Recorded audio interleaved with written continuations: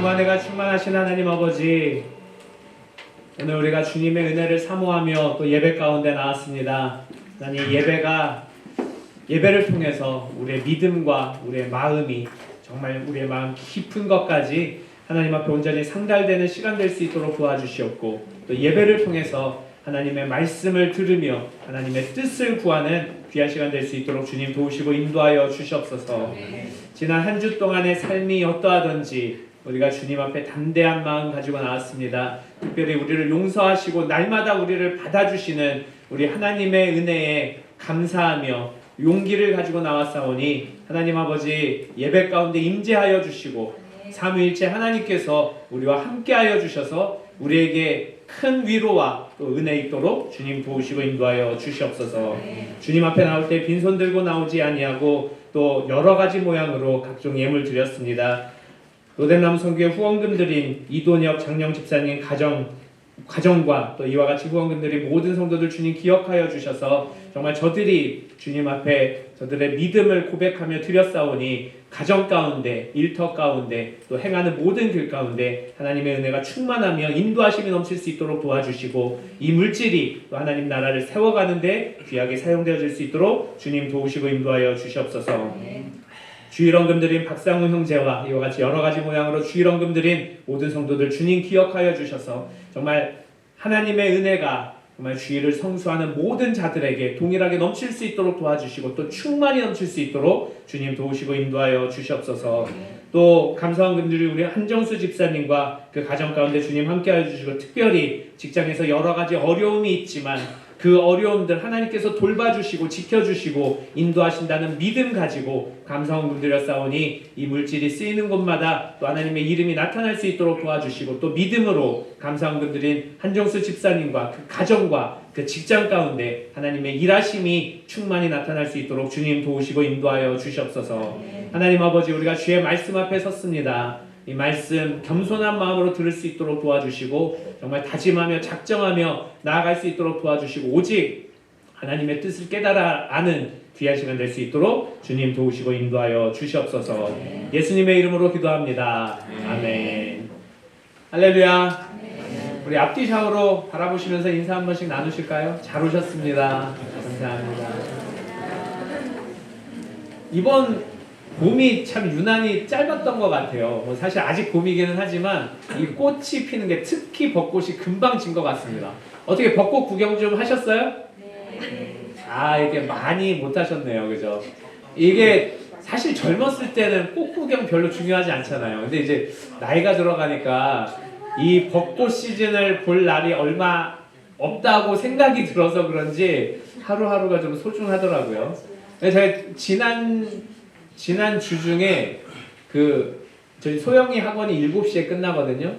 소영이 학원 끝나고 민호가 퇴근하는 걸 기다려서 같이 진짜 몇십 년 만에 윤중로를 갔습니다. 너무 멋있더라고요. 너무 멋있는데 저희 아이들은 뭐 남자가 됐든 여자가 됐든 뭐 별로 그렇게 감흥하지 않고, 왜 가?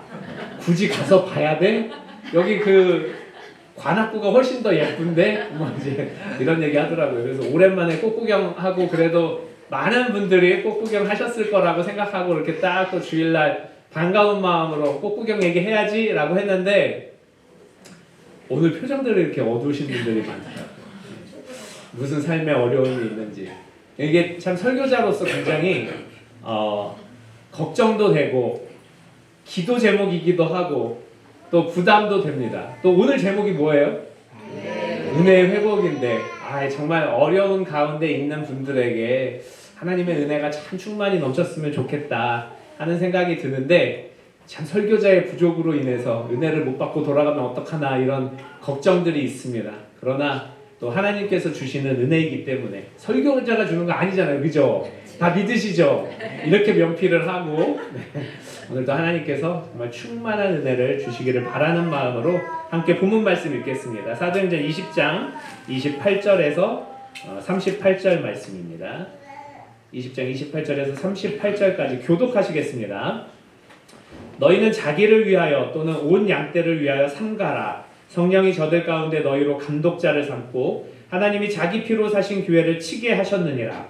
내가 떠난 후에 흉악한 이리가 너희에게 들어와서 그 양떼를 아끼지 아니하며 또한 너희 중에서도 제자들을 끌어 자기를 쫓게 하려고 어그러진 말을 하는 사람들이 일어날 줄을 내가 아노니 그러므로 너희가 일깨어 내가 3년이나 밤낮 쉬지 않고 눈물로 각 사람을 훈계하던 것을 기억하라. 지금 내가 너희를 주와 및 그 은혜의 말씀께 부탁하노니 그 말씀이 너희를 능히 든든히 세우사 거룩해 하심을 입은 모든 자 가운데 기업이 있게 하시니라. 내가 아무의 은이나 금이나 의복을 탐하지 아니하였고 너희 아는 바에 이 손으로 나와 내 동행들에 쓰는 것을 당하여 범사에 너희에게 모본을 보였노니 곧 이같이 수고하여 약한 사람들을 돕고 또 주 예수의 친히 말씀하신 바 주는 것이 받는 것보다 복이 있다 하심을 기억하여야 할지니라. 이 말을 한 후 무릎을 꿇고 저희 모든 사람과 함께 기도하니 다 크게 울며 바울의 목을 안고 입을 맞추고 함께 읽겠습니다. 다시 그 얼굴을 보지 못하리라 한 말을 인하여 더욱 근심하고 배에까지 그를 전송하니라. 그 하루하루의 일상이 힘들다고 느끼시는 분들이 얼마나 많은지 모르겠습니다. 제가 오늘 아침에 여러분들의 얼굴을 보면서 느끼기에는 참 녹록치 않은 삶을 살고 있구나. 어쩌면 정말 힘든 삶을 살고 계시구나. 이런 생각이 좀 들기도 하더라고요. 구조적인 어려움도 있겠고요. 개인적인 여러 가지 사정도 있겠고 또 나의 문제가 아니라 다른 나의 가족 구성원 혹은 뭐 자녀들 혹은 친척들 혹은 직장 내에서 뭐 이런 어려움이 있을 수도 있겠습니다. 그리고 어떤 관계의 문제가 있을 수도 있겠고요. 자기 개발을 좀 하고 나를 좀 발전시키고 싶은데 또 그런 것들이 어렵고 그러다 보니까 또 직장 내 입지까지도 좀 어려워지고 인정받지 못하고 이런 여러 가지 어려운 상황들이 아마 있으리라고 생각이 듭니다. 여기에다가 영적인 어려움까지 있으면 이게 더 이렇게 좀 삶이 녹록치 않고 힘들다 이런 이 탄식들이 자연스럽게 나오는 것 같습니다. 영적인 어려움도 사실은 무시하지 못하죠. 아니 어쩌면 우리 그리스도인들에게는 영적인 어려움이 우리의 삶에 더 큰 영향을 끼친다는 것을 분명히 알고 또 느끼고 있을 것 같습니다. 혼란이나 혼돈이 있겠고요. 또 하나님께서 응답해 주시지 않는 것 같은 그런 느낌이나 그런 감정도 있을 수 있고 은혜가 부족한 것 같고 또 말씀을 읽어도 들어도 기도를 해도 또 감동도 없는 것 같고 이런 영적인 어려움도 있을 것 같습니다. 그러다 보니까 삶이 참 재미가 없죠.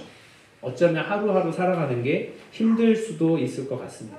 이 세상에서도 그런 어떤 근본적인 행복이 없으니까 뭐 요즘 좀 유행이 지나가기는 했지만 그래도 세상 사람들도 소확행 이런 얘기 쓰잖아요. 근본적인 행복이 없으니 그냥 소소하게 작은 행복이라도 하나씩 찾아 나가면 또 그렇게 열심히 노력하면 그래도 우리의 삶이 좀 살만하지 않을까? 뭐 이런 생각을 하기도 합니다. 근데 근본적인 사실 행복 이게 우리에게는 참 중요한 것 같아요. 저도 마찬가지죠. 저도 이렇게 뭐 사역자라고 혹은 설교자라고 해서 이렇게 설교할 때마다 말씀이 막 영감이 막 줄줄줄줄 머리에 이렇게 들어온다거나 아니면 어떤 마음으로 설교해야지 이런 게 있다거나 이런 게 있으면 참 좋을 것 같아요.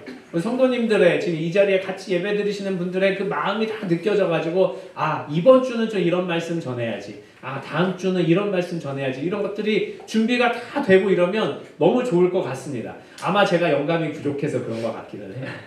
영감이 풍부한 목사님들, 설교자들은 아마 그래도 그런 이 경험들이 더 많지 않을까 그런 생각을 합니다. 저도 하루하루가 힘들거든요. 하루하루 이렇게 나아가는 게 힘든 일들이 많이 있습니다. 그런데 이상했어요. 신앙생활하는데 왜 재미가 없지? 하나님이 나를 지켜주시고 돌봐주신다고 하는데 왜 내 인생이 이렇게 안 풀리는 것 같지? 그리스도가 우리와 함께 하신다고 했는데 왜 재미가 없지? 하나님과 동행하는 삶인데 어떻게 재미가 없을 수가 있나? 그리고 우리는 다 알잖아요. 세상 사람들이 모르는 하나님 나라의 비밀을 소유한 자들이잖아요. 하나님 나라의 그 원리를 소유한 자들이잖아요. 성경의 깊은 것까지도 우리가 알고 때로는 체험하기도 하고 또 그거를 계속해서 사모해서 더 깊은 것까지 알고 있는 사람들이잖아요. 그런데 왜 이 땅에서의 삶이 재미가 없을까? 왜 신앙생활 자체도 재미가 없는 것 같이 느껴지나? 그리스도와 날마다 동행한다면 날마다 새롭고 날마다 소망이 넘치고 희망이 넘치는 삶이 돼야 되지 않을까? 내가 하나님 나라를 살아간다면 하나님께서 주시는 그 풍성하신 은혜와 그 감격과 감사의 제목들이 끊이지 않아서 삶이 재미가 있을 것 같은데 왜 그러지? 이런 생각들을 말씀을 준비하면서 한번 해봤습니다. 어쩌면 우리가 교회는 다녀도 진짜 하나님의 나라를 놓치고 사는 거 아닐까? 어쩌면 우리가 교회는 다녀도 하나님이 내 안에 사는 것을 우리가 체험하지 못하니까 망각하고 사는 것들이 많이 있지 않을까? 교회는 다녀도 하나님 나라가 내 안에서 시작되었다는 것을 우리가 알지 못하거나 혹은 너무나도 크게 망각해서 그러는 것 아닐까? 아니면 최소한 그 사실은 알지만 저는 그럴 거라고 다 생각하거든요. 하나님 나라가 내 안에서 시작되었다는 것, 내가 하나님 나라를 살고 있다는 것, 하나님께서 나와 함께 동행하고 계시다는 것, 이 사실을 알고는 있지만 그러나 피부로 와닿지 않기 때문에 우리가 근본적인 행복을 찾지 못하고 그것을 세상에서 찾으려고 노력하고 그것들이 세상에서 채워지지 않으니까 오히려 힘들고 어렵고 하루하루 고되게 살아가는 것이 아닐까 그런 생각을 해봤습니다. 그런데 이 시점에서 또 한 단계 더 나아가니까 여러분 우리 모두가 다 하나님이 우리와 함께 하신다는 사실을 알고 계시잖아요. 하나님이 우리와 영원토록 함께 하신다는 그 사실을 이미 다 알고 계시잖아요. 성경의 말씀으로 다 이미 배웠고 또 체험도 했고 또 그것이 우리 안에 명확히 있다는 것도 알고 있잖아요. 하나님께서 아브라함에게 네가 무슨 일을 하든지 하나님이 너와 함께 하실 것이다 약속하셨습니다.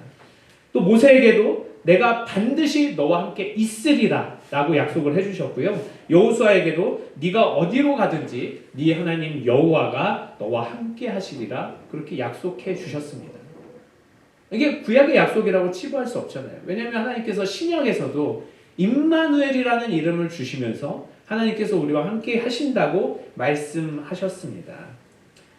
이것이 그냥 하나의 상징적인 의미로 혹은 그냥 이름으로 주어졌다고 치부한다면 예수님께서 직접 우리에게 하신 말씀도 있죠. 볼지어다 내가 세상 끝날까지 너희와 항상 함께 있으리라. 그러니까 그리스도를 믿는 우리들은 그리스도와 동행하고 있다는 겁니다. 하나님과 함께 살고 있다는 거예요. 그런데 행복은 마치 저 멀리에만 있는 것처럼 우리의 삶 가운데 그런 행복과는 거리가 멀고 만족감과는 거리가 멀고 그런 안정, 평안과는 거리가 멀고 그렇게 항상 불안하게 사는 삶이 우리의 모습인 것 같습니다. 정말 죄송한데요. 오늘도 행복하신 분은 이 설교 안 들으셔도 됩니다. 지금 나는 행복하게 잘 살고 있는데 전도사님 왜 그러시지? 그러시는 분들은 그냥 그 행복에 충만히 행복을 누리시면서 사셔도 돼요. 그런데 우리가 그런 거를 많이 잊어먹고 사는 것 같아서 제가 오늘 말씀을 준비를 했습니다. 근데 이런 궁금증을 가지고 있다 보니까 로마서 1장 21절 말씀이 생각이 났어요. 이제 다 아시는 말씀입니다. 하나님을 알되 하나님을 영화롭게도 아니하며 감사하지도 아니하고. 그냥 우리 말로 이야기를 하면 하나님을 알긴 알지만 존재감이 없는 거예요. 하나님을 알긴 아는데 하나님을 믿는다고는 하는데 내 삶에서 그 하나님을 믿는 믿음이 신앙이 존재감이 없는 겁니다. 그러다 보니까 하나님이 나와 동행하시는지도 모르겠고 그리스도와 내가 함께 있는지도 모르겠고 하나님의 뜻이나 하나님의 그 마음이나 이런 것들이 전혀 느껴지지 않는 것입니다. 체험도 안 되고 능력도 모르겠고 은혜도 모르니 감사할 수도 없고 감사할 것들이 없으니 하나님께 영광 돌릴 것도 없다는 것이 이 로마서 1장 21절 말씀인데 이것이 바로 지금 현대를 살아가는 우리의 문제가 아닐까 이런 생각이 들었습니다. 그러니까 하나님이 나랑 동행하시는 것은 머리로 알겠는데 그리스도와 나와 함께 하신다고 약속해 주셨으니까 그것도 알겠는데 그게 체험이 되지 않는 거예요. 내 삶에서 나타나지 않는 겁니다. 내 삶에서 그게 더 이상 동력이 되지 않는 겁니다. 고린도후서 4장 15절 말씀은 같이 한번 읽어보고 싶어요. 고린도후서 4장 15절 말씀 제가 부탁을 드렸습니다. 예. 같이 한번 읽어볼까요? 시작. 모든 것을 너희를 위하여 하는 것은 은혜가 많은 사람의 감사함으로 말미암아 더하여 넘쳐서 하나님께 영광을 돌리게 하려 함이라.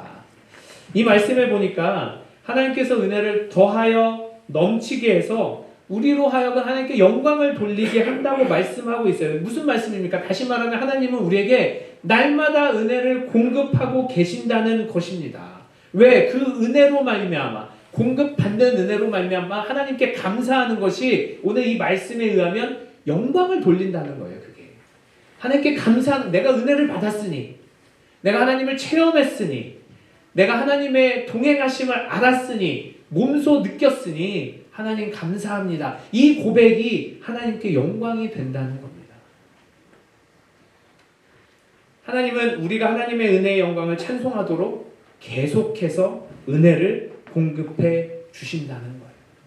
그런데 우리가 왜 그 계속해서 공급되는 은혜를 받지 못한다고 하는지 우리의 삶을 점검해 보기를 원합니다.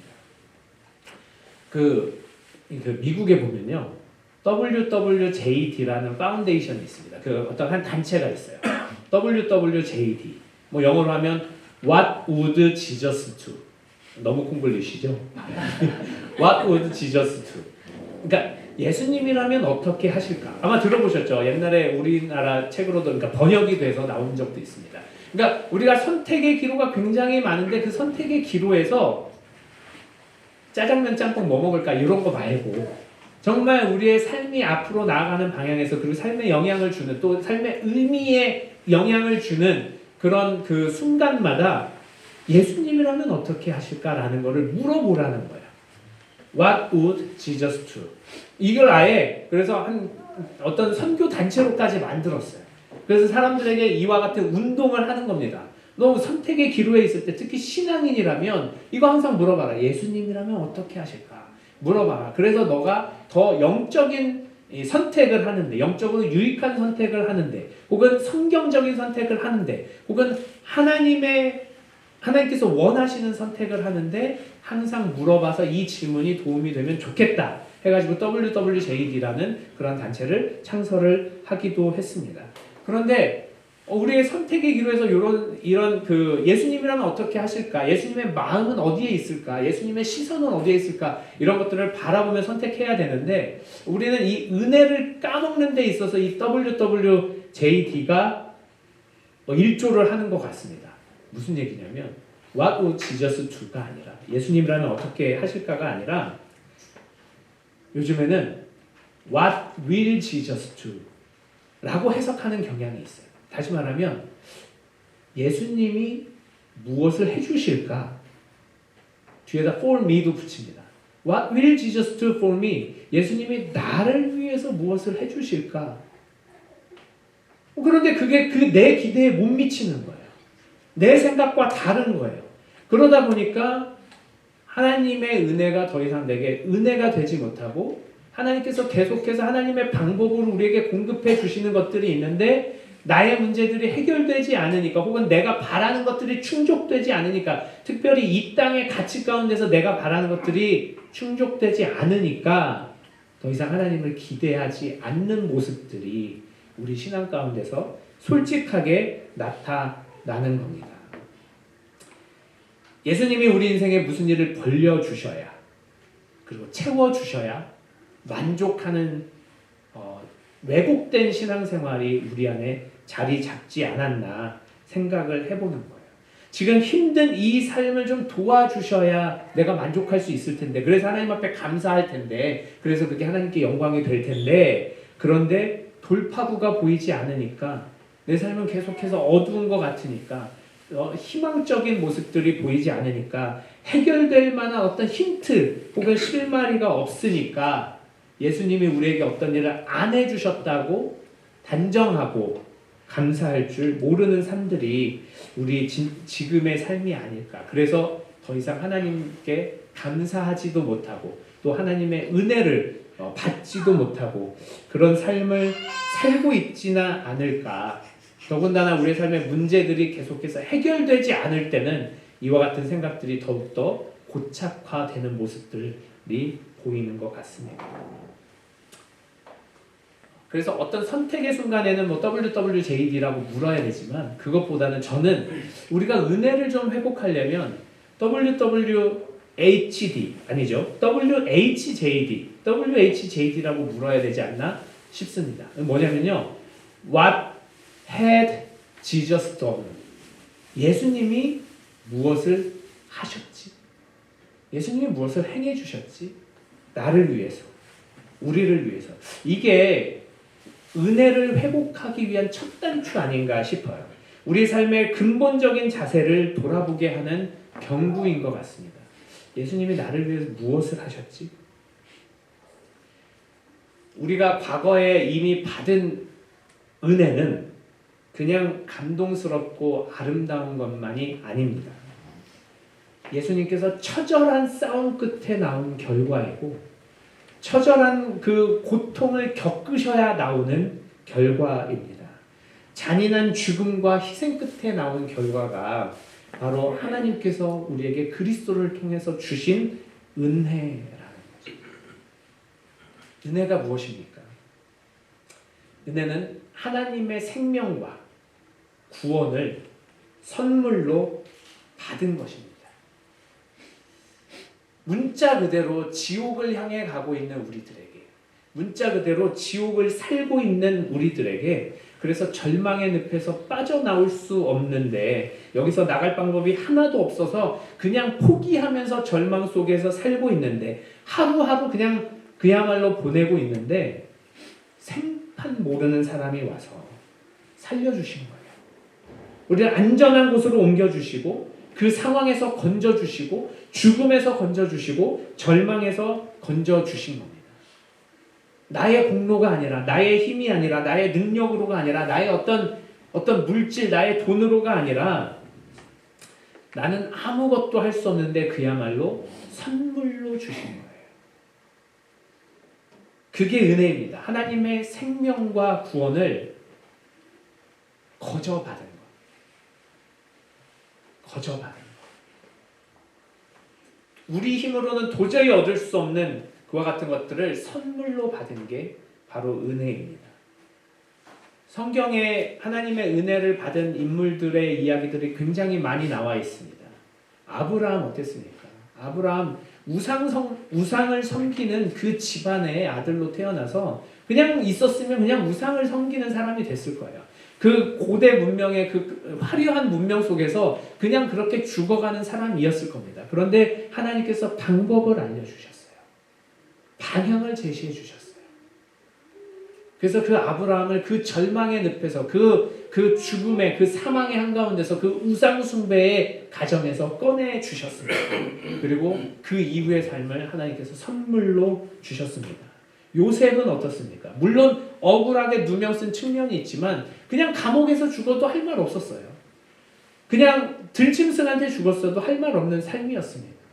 감옥 속에서 오랫동안 고생해도 할 말 없던 그런 인생이었습니다. 그런데 하나님께서 그야말로 선물과 같은 구원을 요셉에게 주셨습니다. 이 땅의 삶에서도. 모세도 마찬가지죠. 모세도 그냥 호화롭게 살 수 있었습니다. 이 땅에서는 뭐 복받은 듯이 살 수 있었겠죠. 그러나 영적으로는 죽을 수밖에 없는 그런 이방의 삶을 살고 있었습니다. 그런데 하나님께서 불러주신 거예요. 선물로 주셨습니다. 그 능력도 마찬가지로 선물로 주셨습니다. 오늘 본문 말씀은요. 바울이 이제 죽음을 향해서 예루살렘으로 이제 가는 그런 자기가 이제 세웠던 그 교회를 떠나서 예루살렘으로 가는 그런 상황입니다. 특별히 에베소 교회 리더들을 불러 모으고 이제 한 말씀입니다. 예언적인 말씀도 있어요. 무슨 말씀이냐면 내가 떠난 후에 흉악한 이리가 너에게 들어와서 그 양떼를 잡아먹을 것이다. 너희 중에 몇몇도 사람들을 미혹해서 그리스도의 제자가 아니라 너희 스스로의 제자를 삼으며 옳은 길에서 벗어나게 할 것이다. 그를 위하여 어그러진 말을 하는 사람도 있을 것이다. 어쩌면 우리가 신앙생활을 참 열심히 했는데 어쩌면 이게 우리의 상황과도 좀 오버랩 되는 것 같습니다. 이게 잘못된 길을 갔었던 적도 있는 것 같고 우리는 좋은 길을 옳은 길을 간다고 하지만 결과적으로는 좀 옳지 않았던 방향으로 약간씩 치우쳐져 있었던 것도 봅니다. 그러다 보니까 이제 어떻게 신앙생활을 해야 될지도 모르겠고 과거에 우리가 좋은 가치들을 가지고 있었는데 그런 가치들마저도 싹 무시되는 경향도 있는 것 같아요.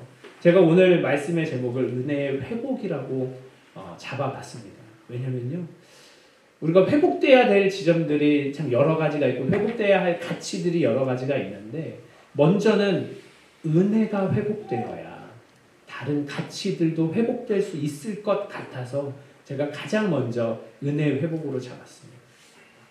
뭐 그 전에도 우리가 말씀 생활이라든지 기도 생활이라든지 하나님을 정말 이 우선순위로 여기는 거라든지 이런 것들에 대해서 좀 회복하자는 말씀을 이렇게 간간히 하긴 했습니다. 그런데 가장 중요한 것은 우리가 잃어버린 다른 가치들보다 가장 중요한 것, 그건 어떤 신학적인 논쟁도 아니고 그거는 뭐 귀신론도 아니고 우리가 어떤 영적인 체험도 아니고 가장 중요한 것은 우리가 각각이 은혜가 회복되어야 진정한 우리 안에서 하나님 나라를 회복시킬 수 있고 진정한 교회를 세워갈 수 있지 않을까 해서 오늘 말씀을 은혜의 회복으로 잡았습니다.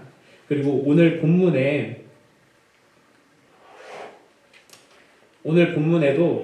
이 은혜의 회복이 어떻게 은혜의 회복이 되는지 말씀을 하고 있어서 제가 이 본문과 제목을 정했습니다. 은혜는요. 지금 이런 봄날에 우리에게 비춰지는 햇빛과 같습니다. 봄볕이 비추면 얼었던 땅이 다 녹잖아요.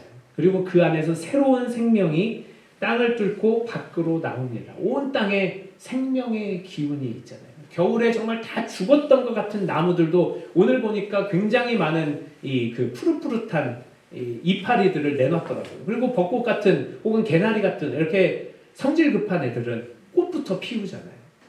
이와 같은 것들이 은혜가 있어야 되는 거예요. 우리 가운데도. 은혜가 있어야 겨우내 얼었던 우리의 마음이 녹으면서 이파리가 나고 꽃이 피고 결국에는 열매가 생기지 않을까 싶습니다. 여기를 봐도 활력이 있고 저기를 봐도 생기가 넘치죠. 근데 겨울이 오면 다시 생명은 움츠러들고 견디지 못하는 것들은 얼어 죽게 됩니다. 은혜도 마찬가지인 것 같아요. 우리가 은혜를 입으면 모든 것이 새로워집니다. 은혜를 입으면 모든 것을 이겨낼 수 있습니다.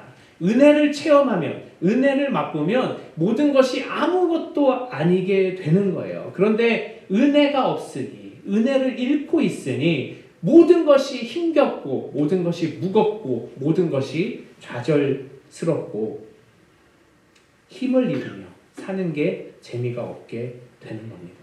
이유를 알 수 없는 불평과 짜증과 또 불만과 허무가 있고 무엇을 해도 뭔가 막 걸리고 그렇다면 막힘이 있고 공고함이 있다면 내가 지금 은혜를 놓치고 있는 것이 아닌지 은혜에서 멀어지지 않았는지 점검해 봤으면 좋겠습니다.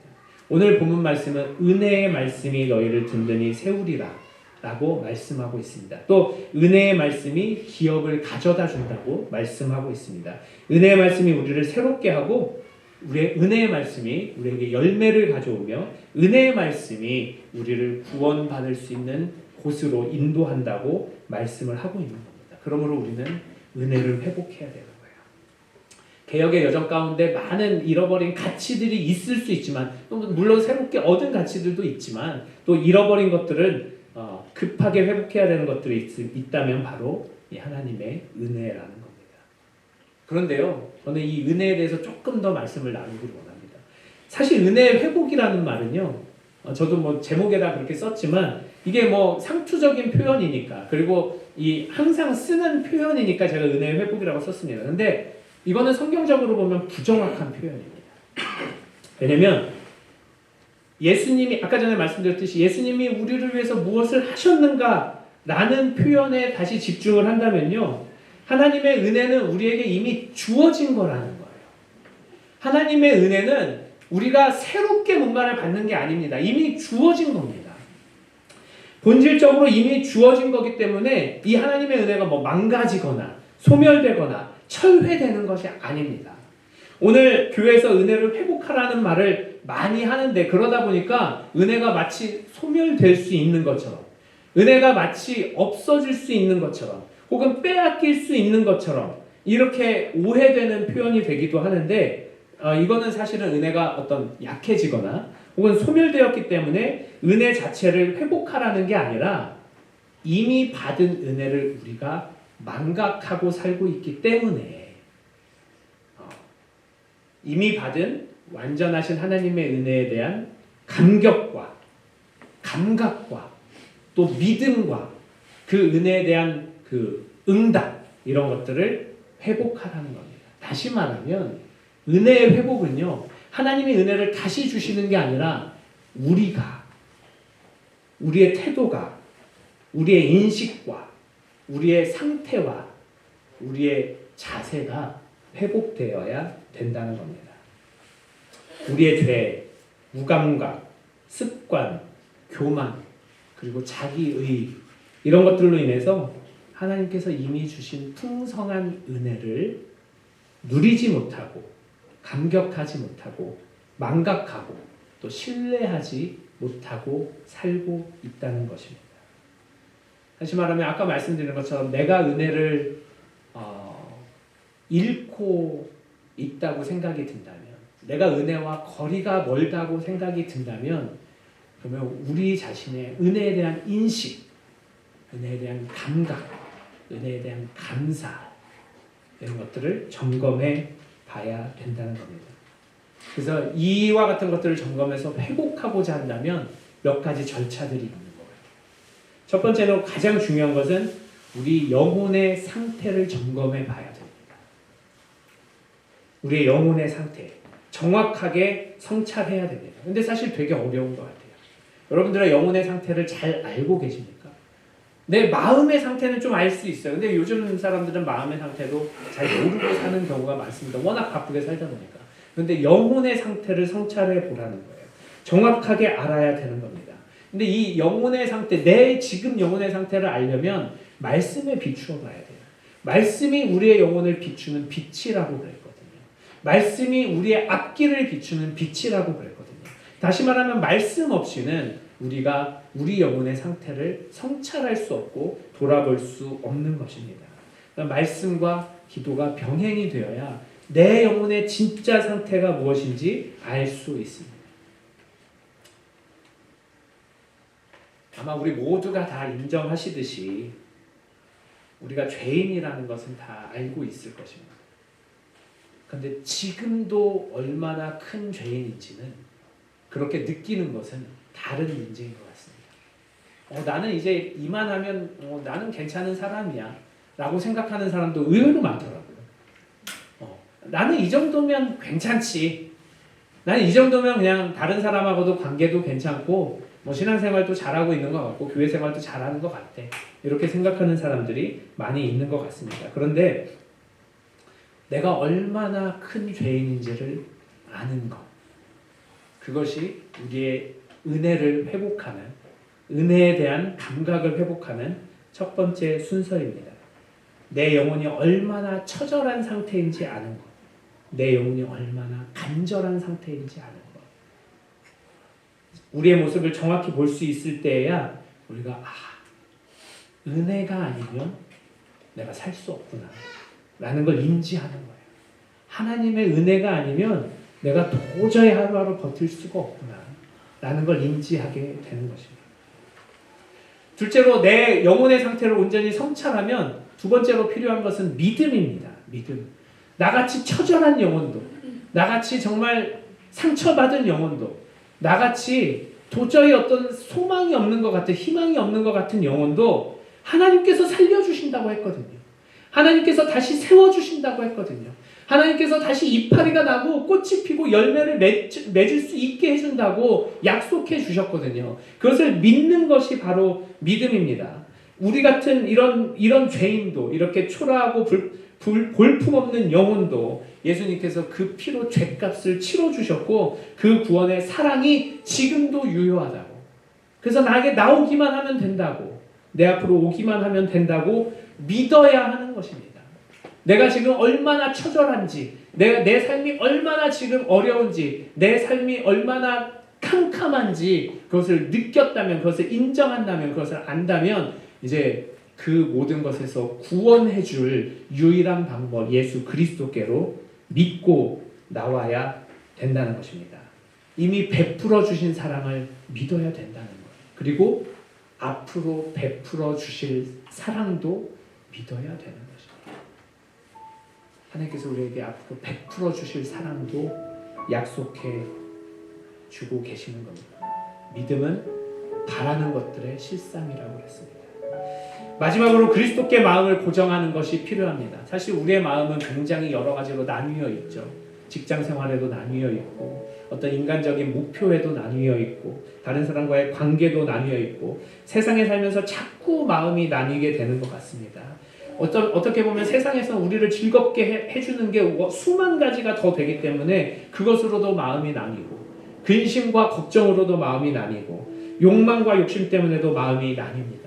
그래서 마음 나뉘는 것을 경계하며 돌아보고 돌이켜야 됩니다. 그리고 우리의 마음을 다시 예수 그리스도께로 고정해야 되는 겁니다. 우리 자신을 끊임없이 쳐서 복종시키고 절제하며 마음이 나뉘지 않고 그리스도께 고정해야 되는 거예요. 그래서 그래야 우리의 은혜에 대한 감각이, 은혜에 대한 감격이, 감사가 회복될 수 있습니다. 그렇게 하나님께로 돌아온다면 처음부터 태초부터 우리에게 준비하시고 예비하시고 주신 이 주님의 놀라운 은혜 가운데 거하게 되는 것입니다. 하나님께 순종하는 것이 더 이상 무거운 짐으로 느껴지지 않고 우리 인간의 가장 고귀한 임무처럼 되는 거예요. 그리고 그것을 기꺼이 순종하며 나아갈 수 있습니다. 태초의 창조 목적을 향한 인간 본연의 의무, 인간 본연의 임무, 거기에 기쁨으로 순종할 수 있고요. 하나님과의 교제가 더 깊어지며 성숙하게 되는 것입니다. 거기에 인간의 궁극적인 행복이 있지 않을까 생각해 봅니다. 그리스도의 탁월함을 더욱더 깊이 알아가고 더욱더 그를 사랑하는 것. 그리고 인간의 존귀한 의무가 바로 그 그리스도, 탁월하신 그리스도, 아름다우신 그리스도, 가장 존귀하신 그리스도를 알아가는 것. 그것이 우리의 행복의 근원이자 시작이 아닐까 생각됩니다. 사랑하는 성도 여러분, 마르지 않는 임마누엘의 샘으로 나아오시기 바랍니다. 마르지 않는 하나님의 은혜로 나아오시기 바랍니다. 그래서 거기에서 쉬시고 거기에서 목을 축이기를 원합니다. 그리고 거기에서 다시 회복하기를 원합니다. 세상의 지식과 썩어질 것들을 붙잡는 것은 우리를 궁극적으로 위로할 수 없다는 것을 우리는 다 이 삶을 통해서 알 수 있습니다. 신앙의 모든 비밀은요, 예수 그리스도를 알아가고 그분의 아름다우심과 탁월하심에 감격하고 삼위일체 하나님의 신비를 찬송하는 겁니다. 그리고 그 하나님께서 우리에게 베풀어 주신 은혜를 묵상하고 누리며 나아가는 것입니다. 그리고 그렇게 아름답고 탁월하신 분이 벌레보다 못한 나를 사랑하셔서 하늘 영광 버리고 누추한 이 세상에 내려오셔서 기꺼이 수치스럽고 고통스러운 죽음으로 우리에게 베풀어 주신 그 자비 앞에 깊이 감격하는 삶, 그게 우리의 은혜의 감각이 회복되는 거예요. 말씀 한 구절을 읽어도, 말씀 한 구절을 들어도, 기도 한마디를 해도 이 하나님의 행하심, 그리스도의 아름다움과 연결된 그런 삶을 산다면, 그런 고백을 한다면, 그런 바탕에서 이루어진다면 우리의 은혜는 평생 빼앗기지 않을 것이라 믿습니다. 이 시간 같이 기도하겠습니다. 이 시간 기도할 때 하나님, 내가 하나님께서 베풀어 주신 은혜를 망각하며 살았습니다. 나의 삶의 고민들이 너무 커서 망각하며 살았고 나의 욕심이 너무 커서 망각하며 살았습니다. 하나님, 내가 다른 곳을 바라본 적도 너무나도 많이 있습니다. 그러나 다시 한번 그 은혜에 집중하며 하나님께서 행하신 일, 그리스도를 통해 행하신 일에 집중하며 내가 이 은혜를 놓치지 않고 살아가는 자 될 수 있도록 도와달라고 우리 한 목소리로 기도하시겠습니다. 사랑과 은혜가 풍성하신 하나님 아버지, 하나님께서 우리에게 베풀어 주신 은혜 참으로 감사합니다. 하나님께서 우리에게 정말 그 그리스도를 보내시며 하나님, 그리스도의 그 처절한 죽음으로, 하나님 그리스도의 그 수치스럽고 고통스러운 죽음으로 우리에게 은혜를 베풀어 주신 것을 참으로 감사드립니다. 우리에게 구원을 베풀어 주신 것을 참으로 감사합니다. 그러나 하나님, 우리가 구원 받았음에도 불구하고 마치 보따리를 내놓으라는 심령으로 하나님, 우리가 하나님 앞에 더욱더 큰 것들을 욕심을 내고 하나님, 우리의 방법으로, 우리의 방식대로 우리의 요구를 채워주기를 바랬던 적이 너무나도 많이 있습니다. 하나님, 그래서 우리의 은혜가 약해졌습니다. 하나님, 그래서 우리의 은혜가 망각되어졌습니다. 그래서 우리의 은혜가 우리의 삶 속에서 잃어버렸습니다. 하나님, 다시 한번 하나님의 은혜를 붙들고 나아가는 자들 될 수 있도록 도와주셨소서. 우리 다시 한번 하나님 앞에 나아가는 자들 될 수 있도록 도와주시고 하나님께서 행하신 일들을 기억하며 나아가는 자들 될 수 있도록 도와주셨소서. 하나님, 다시 한번 우리의 방식으로가 아니라 하나님의 방식으로 나아가는 자들 될 수 있도록 도와주시고 그 안에서 하나님의 뜻을 발견하며 나아가는 자들 될 수 있도록 도와주셔서 하나님, 우리가 더욱더 겸손하게 나아가기를 원합니다. 하나님, 우리가 더욱더 하나님의 그 뜻에, 하나님의 그 은혜에, 하나님께서 베풀어 주신 것에 하나님 감사하며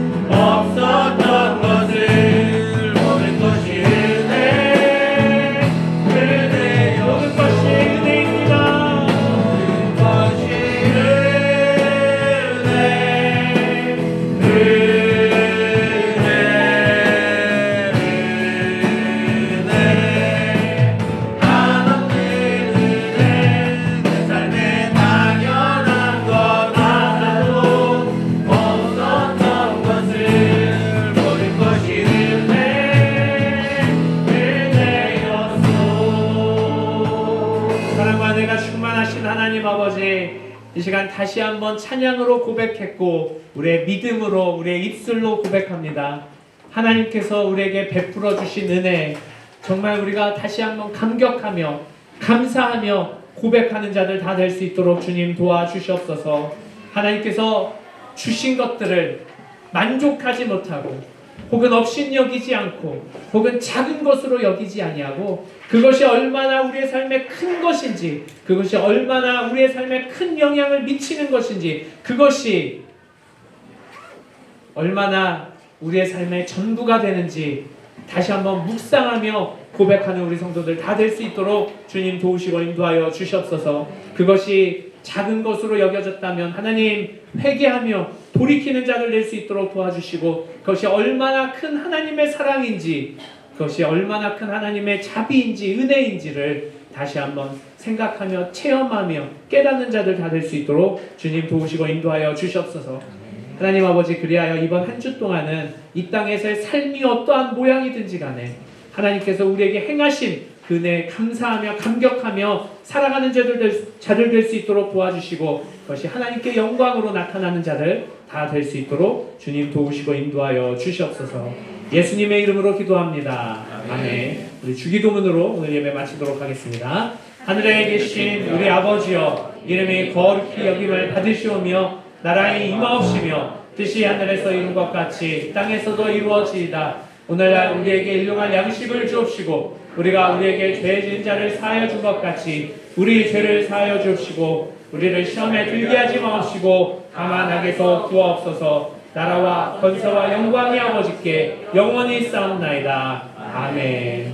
우리 예배를 받으신 하나님께 감사와 영광을 받고 올려드리겠습니다. 감사합니다.